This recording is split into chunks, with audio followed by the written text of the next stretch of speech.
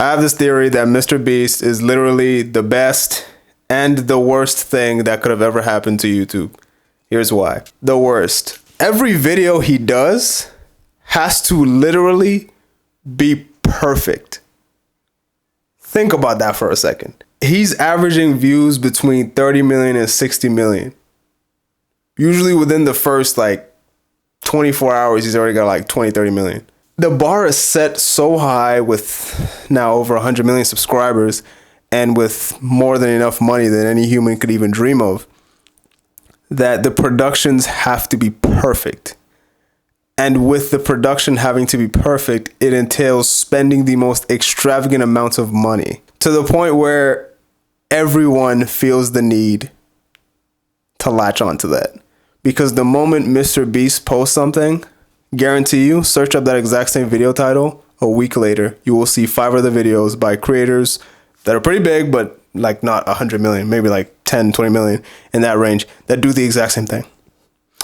And search again in a month, there will be thousands of videos with that exact same title or similar, or at least the exact same challenge, doing the exact same thing. So he's literally holding the power of setting the bar for what a good YouTube video is and a good YouTube video idea is, and just how much is worth it to invest in a video. And he's made it very clear that he'll invest all his money right back into it, which I gotta say, great business philosophy, because he's not gonna be flashing or swagging out here on you. He's really just about his business and taking care of the people around him and just making sure he's putting out a good product and entertainment for the viewers, which is some stand-up stuff. But we're going to get to the good stuff in a moment. We're still on the bad stuff. So he has the pressure of holding the bar of what a good YouTube video is and a good video idea is. Because as soon as he's done it, a bunch of people are going to throw their money into that exact same idea.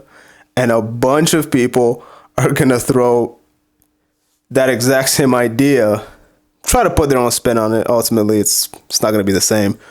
But throw that exact same idea on a pedestal to the point where it will be overdone. You've got the biggest channel on YouTube with that much influence on everybody else, then even the other channels that are trying to get there will never truly get there, because they will still be stuck in his shadow. Literally, because they cannot think beyond what he's capable of doing. And so you've got a bunch of creators. I mean, I'm not going to name anybody, but I can see it. That are essentially trapped in the shadow of Mr. Beast. They'll never be able to escape it. It's like, hey, Mr. Beast did it. It's tried and true. Everyone else is going to pick it up. So why not? Why don't we try it? It's free. It's pretty much automatic viral. And the other side of why Mr. Beast is the worst thing to happen to YouTube is just the pure extravagance of it. Why do you need to spend millions on a video? That's beyond my business, because ultimately he's making good videos. But it's not why do you have to spend millions on a video a question to him.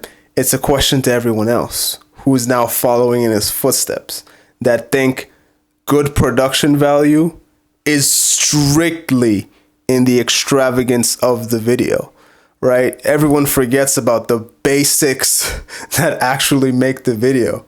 Audio, solid camera, some lights maybe, but at the end of the day, good content.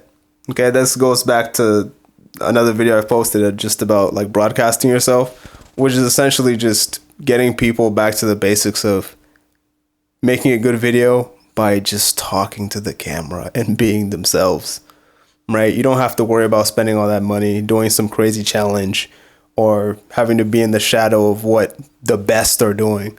Just do you. At the end of the day, this is one of the best platforms to really just do what you want to do and still make it big, or at least make good money off of it. And I feel like people really lose track of that when that large overarching theme of embarrassingly large amounts of money taking over all the views. It sucks, but it's the landscape we're in. And on the flip side, why is Mr. Beast the best that's ever happened to YouTube? Well, I mean, he's shown that anything is possible. I mean, I'm looking at some of the videos he's done, and I'm just thinking, there's Netflix teams out there that can't do what he's doing. There are Hollywood production teams out there that can't do what he's doing. We've had entire shows about what Mr. Beast is doing, and they can't come close. Even the budget. And keep in mind, he's raising this in-house. You know, he's not like he's getting some financing from some CBS or ABC. No, it's him and YouTube. You know, sponsors, of course, but definitely not a international syndicated network or something sponsoring you. So to just see an individual go from taking videos in his room, just like counting to 100,000, all of a sudden he's giving away islands to regular people. What? It shows that anything is possible. And so just seeing the growth, seeing the effort pay off, seeing the reality that someone can make it big and also be humble and give back and, you know, keep a level head and relatively scandal free. Yeah. It's encouraging to see. All right. Can't knock him for that. Other reason why he's one of the best. I mean, look at his name, bro. Like, that's excellent branding. Mr. Beast. That's tough. And another reason why he's one of the best is that at the end of the day, when you get to the top, people slack. Okay? Power, leadership, money, it corrupts. So to see someone get all of that in the last few years and still keep climbing, still running the race, still taking the baton and sprinting to the finish line, it's amazing to see. You know, and knowing that that really is his goal, to make the best videos. And that people can see that and be like, yep, that is a good representation of what we want to see out here on YouTube. That's what's up. So yeah, shout out Mr. Beast, man. Yeah. He's got good videos at the end of the day. But it's just like a commentary on what happens when you see someone that famous doing things a certain way. It's just, there's a tendency for the mass to form around that relative minority that's doing really well. And then people just forget that they have other things that they could succeed at.